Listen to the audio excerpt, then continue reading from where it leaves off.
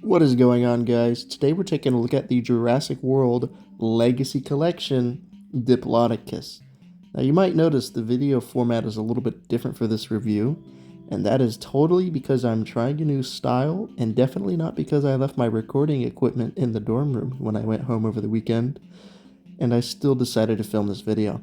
So this is the Legacy Collection Diplodocus, our newest sauropod in the toy line, and this is probably the best one so far, which is so odd because Diplodocus doesn't even appear in the films. It has a brief cameo in Jurassic World Fallen Kingdom, which is why it does get the Legacy Collection branding.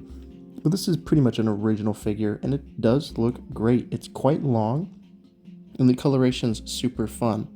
So yeah, Diplodocus. Here's the side of the box there. You got the Legacy Collection logo. It's posable. You got the kid there with the figure. And then, yeah, you get this nice kind of mountainous motif here on the box. It's a really beautiful box. And then the top of the box has Legacy Collection. Rest in peace, the Legacy Collection. This is the final Legacy Collection figure we will ever be getting because it has been replaced with Legacy Reimagined, which haven't reviewed anything yet for, but we will get into that. But yeah, Diplodocus, super nice figure. Here's the back of the box showing more of the stuff, and then you've got the Diplodocus there. It's standing up straight. The mountains are really nice. This is a really nice box. I could hang this picture like in my house and be perfectly fine with that. And then the underside with the UPC and assembly. This guy comes in several parts, just like all the sauropods, and assembling it is quite the pain. So opening it up here, I open up the box and I dump it out. And you've got all the parts. They're individually wrapped, which is nice to keep them from being damaged. And you had to kind of reach into the very back to get the head and the tail out. And yeah, you got to manually undo all of these bags, which is a pain. But I did do it. And yeah, the assembly was quite fun on this sauropod, as it always is. The pieces will snap in, and then once you snap them in, they are going to stay in there for all eternity. I do sometimes wish you could take them back apart more easily just for the sake of storage and transport.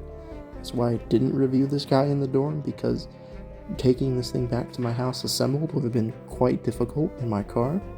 And so yeah, here's the Diplodocus, here's me assembling it. Ignore the kind of messy setup.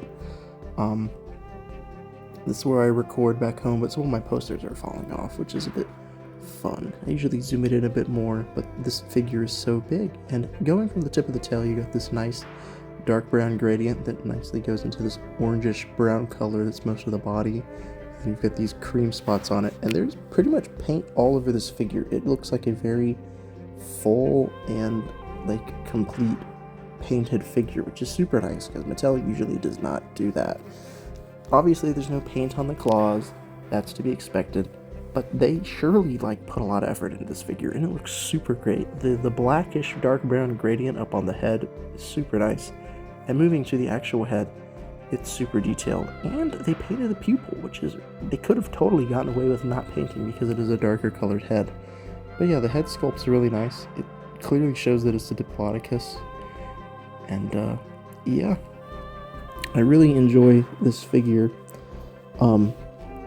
I like the colors, I like the sculpt. It's a fantastic sculpt, and the spikes move all the way down. You can just see the genuine massive size of this Diplodocus. It is truly massive.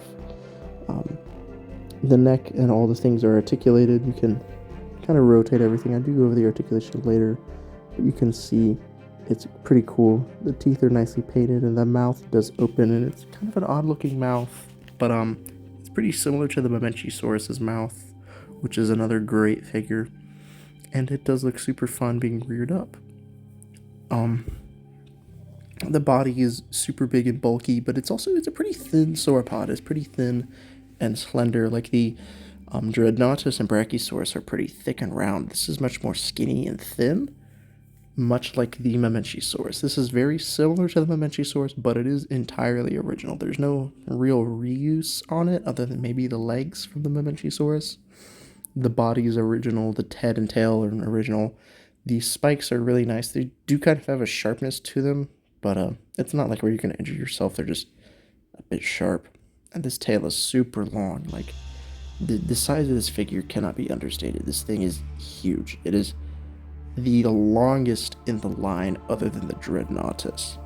As I stated, no paint on the nails. That's to be expected from Mattel. They don't paint fingers or toenails anymore. You can see the speckling in the body, and there's your scan code for Jurassic World Facts, which you can scan into the app if you'd like down below. The legs are articulated. You can pose them all up and down. They only move up and down. They do not move out, which is normal for these sauropods, and they kind of click into place for stability, which is nice. The head, again, beautiful sculpt, and you can see it is articulated. It'll move up and down. It'll rotate. It's on a ball joint, and then the mouth does open. So you can get it to kind of bellow. And then moving down the neck, you can see there's articulation here, so you can rotate it. You can look side to side. It does mess it up. It does not look seamless, but that's okay. This is articulated. This will rotate side to side as well, and up and down. So you can really get it to pose up and rear its head super high, or have it lower its head to eat some foliage or drink some water.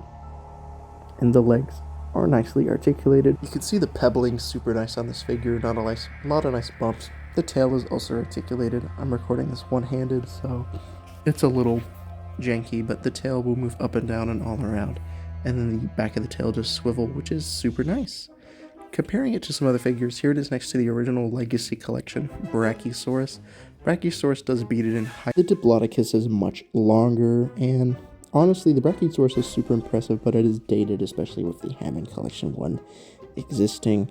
Here is our Diplodocus next to the Apatosaurus, which is my favorite sauropod personally. I just love this Apatosaurus. It looks so just like dopey. Mamenchisaurus is obviously much longer, but the Apatosaurus is bulkier.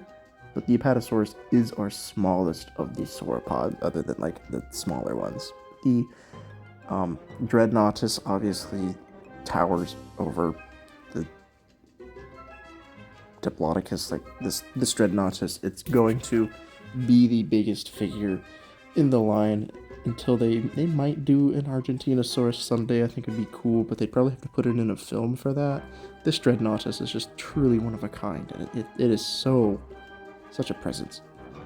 And then here it is with the most recent, the Mamenchisaurus. This was the 2023 sauropod, and the Diplodocus is 2024. They are very similar. Initial thoughts, I thought this was just going to be a retooled Mamenchisaurus, but they're actually pretty original.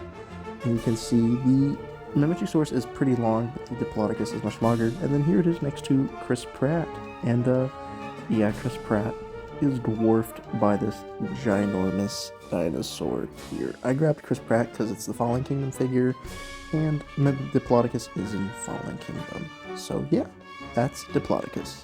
Overall, I do recommend this figure. However, the nearly $70 price tag is a bit steep. I actually got mine on sale. Target was running some deal where it was like spend $50 and you get like $10 off your purchase, or if you spent like $85, you got whatever. So I did this. So I only paid about $60 for mine, and I'm sure it'll go on clearance at some point. Like the Mamenchisaurus line is as low as $20.